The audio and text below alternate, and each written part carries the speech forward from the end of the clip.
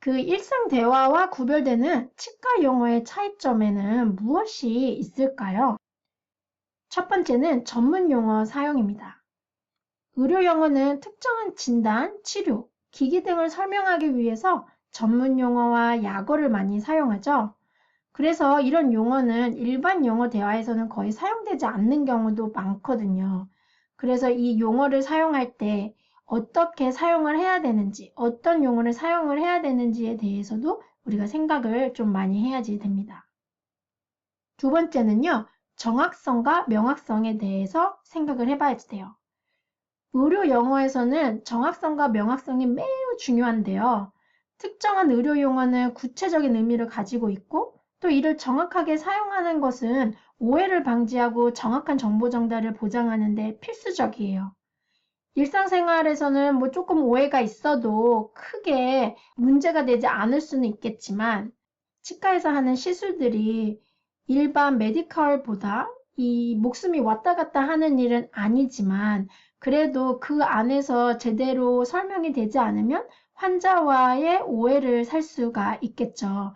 그렇게 되면 아무래도 환자와 불미스러운 일이 생겨날 수도 있고 하기 때문에 이 정확성과 명확성에 대해서 파악하는 게 굉장히 중요합니다.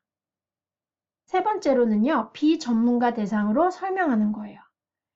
의료 전문가가 복잡한 의료 정보를 환자가 이해할 수 있는 방식으로 전달을 해야지 우리가 알고 있는 전문 용어 그대로, 책에서 나온 그 영어 그대로 말을 하면 환자가 알아들을 수 없는 말들도 굉장히 많을 거예요. 그렇기 때문에 일반 영어를 설명을 굉장히 단순화시켜야지 되고 또는 비유나 비전문적인 언어를 사용을 해서 의미를 전달해야 하는 경우가 많을 수가 있습니다.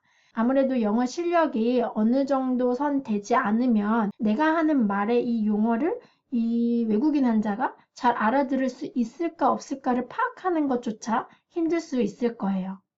그리고 마지막으로 이 일상대화 구별되는 치과 영어의 차이점이라고 하면 문화적 민감성이에요.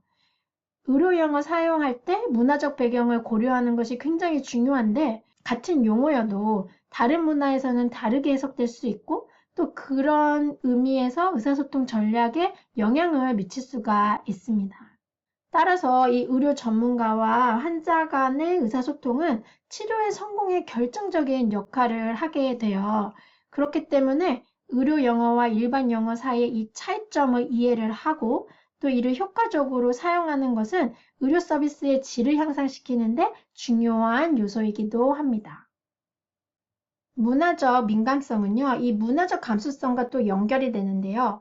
다양한 문화적 배경을 가진 환자들과 효과적으로 소통하기 위해서는 이 문화적 감수성을 발달시키는 게 굉장히 중요해요. 그래서 환자가 자신의 치료에 더 적극적으로 참여하도록 돕고 의료 서비스의 만족도를 높일 수 있도록 할 수가 있는데요. 문화적 감수성을 발달시키기 위해서 기본적으로 여러분들이 할 수 있는 가장 쉬운 것들, 생각해 볼 만한 것들이 뭐가 있냐? 바로 이 네 가지 있는데요. 일단은 비언어적 신호예요. 자세나 몸짓, 눈맞춤 등으로도 우리가 중요하게 의사소통을 할 수가 있는데 환자에게 긍정적이고 친절한 태도도 보여야지 돼요. 그래야지 우리가 안정감을 환자한테 제공을 할 수가 있을 거예요. 그리고 눈맞춤 같은 경우도요. 대화 시에 적절한 눈맞춤은 관심을 표현해주고 존중을 하는 표시이기도 한데요. 근데 너무 지나치게 오래 뚫어지게 쳐다본다든지 또는 짧게 할 경우에 환자한테 불편함을 줄 수 있어요. 그래서 적절한 균형을 이루는 게 중요합니다. 그리고 두 번째로는 개인적 공간을 존중하는 건데요. 이거는 단지 서양 문화에서만 꼭 그런 건 아닐 거예요. 하지만 이제 어쨌든 개인적 공간을 우리가 중요시 해야지 되고 환자와 대화할 때 적절한 거리를 유지하는 게 좋지 너무 얼굴에 가까이 대놓고 이야기를 하는 건 그거는 한국 사람도 너무 불편할 거예요. 그리고 명확한 호칭을 사용을 해야지 됩니다. 환자의 선호도에 따라서 적절한 호칭을 사용을 해야지 되는데 사실 이렇게 처음 만날 때 아니면 계속적으로 봤을 때 어떤 식으로 호칭을 해야지 되는지 아무래도 우리나라와는 조금은 차이가 있기 때문에 언어가 다르기도 하고 그래서 우리가 어떻게 해야지 되는지에 대해서 늘 좀 고민을 할 때가 있어요. 그래서 그런 부분들에 대해서도 조금 더 공부를 해야지 됩니다. 그래서 잠시 후에 명확한 호칭에 대해서 조금 더 자세하게 알아보도록 할게요. 그 다음에는 개인정보 보호예요. 환자의 개인정보와 프라이버시를 존중하고 보호하는 건 매우 중요하죠.